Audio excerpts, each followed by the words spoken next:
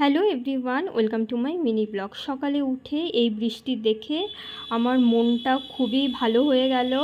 তারপর আমি স্নান সেরে ডাইরেক্টলি পুজোর রুমেই চলে এলাম।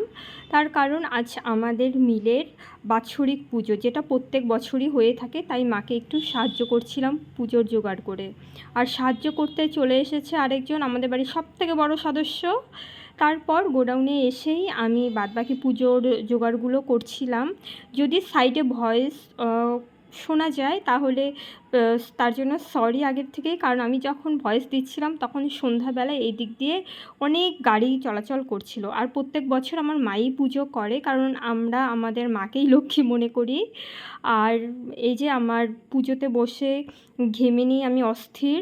তারপর পুজো ভালো করে সম্পন্ন করলাম আমি আর আমার মা।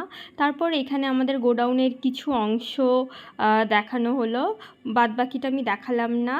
তারপর আমার মা একটু মেশিনে ধান দুব্য দিচ্ছিল আর আরেকজন সাহায্য করছিল।